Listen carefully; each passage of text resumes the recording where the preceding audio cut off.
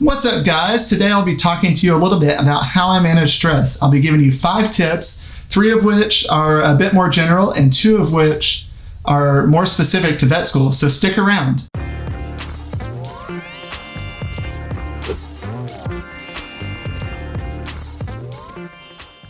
So there's no getting around it. Vet school is a pretty stressful environment.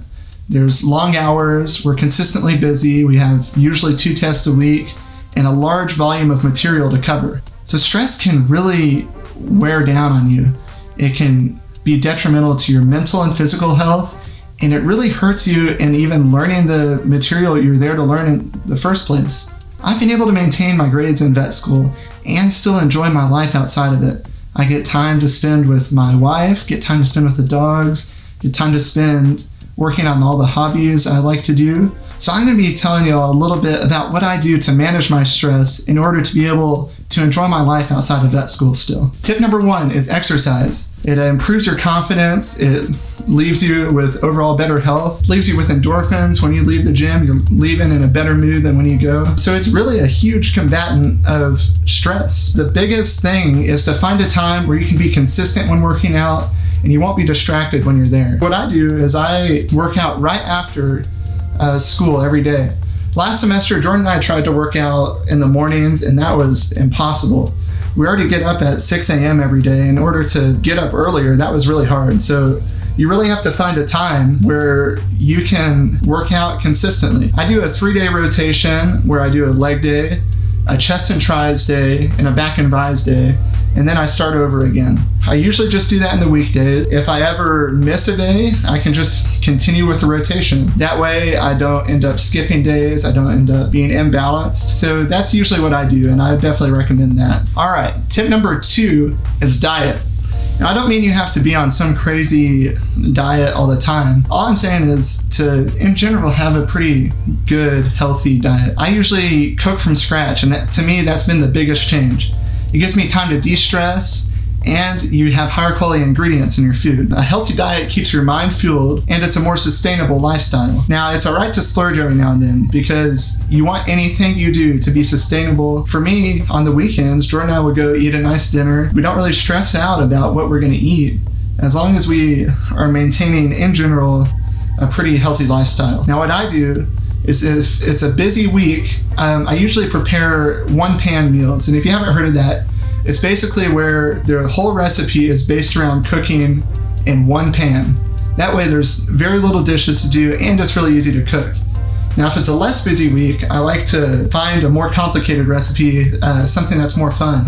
Helps me de-stress whenever I make something. I usually don't use recipes. I might use it as like a skeleton of a recipe, and then I add my own twist to it. It's usually a real fun thing to do. I usually schedule 2 meals a week. That way we have 2 fresh cooked meals and 2 meals of leftovers, and that gets you through the whole school week. All right, guys, so tip number 3 is to maintain a consistent sleep schedule. You really have to find what works for you because everybody's body is different, and you have to be consistent once you start. And that's really the main thing with how I've used this to manage my stress. A rested mind allows for clear thoughts when you're taking your test, and it helps you retain things from class even better.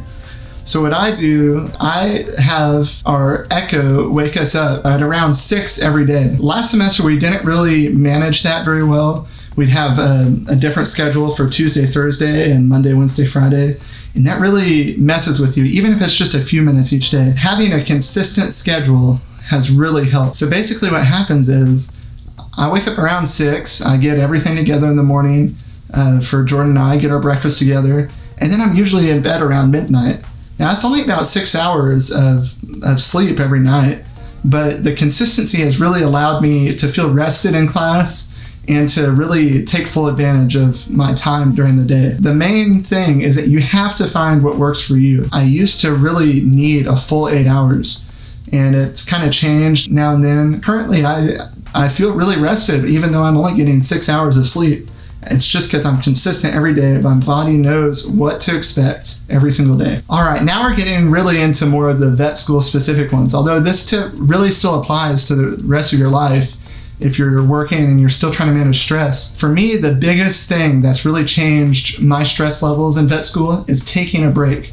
We're under so many high demands with our testing schedule, our study schedules that if you don't ever take a break, you would be studying nonstop. So I dedicate specific times during the week where I don't do anything related to school. By setting that time aside, I might have to do a little more studying other parts of the week, but I can really recharge during those days.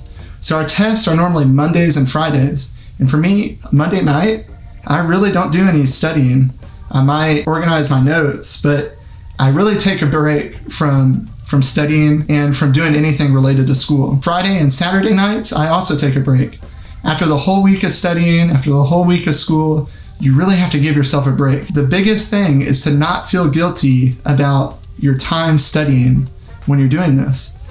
If you're feeling guilty about it, it really will not allow you to recharge. You have to allow yourself to take a full break.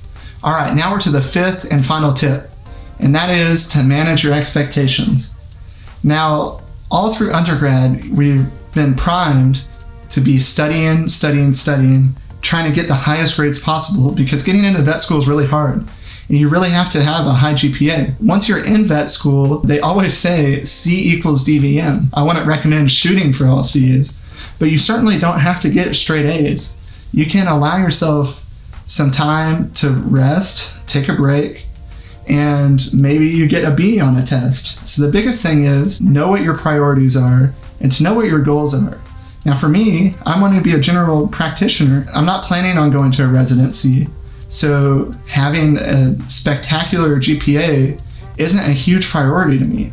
A bigger priority is for me to enjoy my life, enjoy my time in vet school, enjoy my time with my wife, and to not be stressed out about getting the highest grade. Now, I've been able to maintain decent grades. They might not be the highest, but my stress has been really low, and I've still been able to enjoy my life outside of vet school. So what I would recommend is to sit down, think about your priorities, and really decide to not feel guilty about taking time for yourself, not feel guilty about taking a break and recharging, even if it means that you have to get a C, get a B on a test.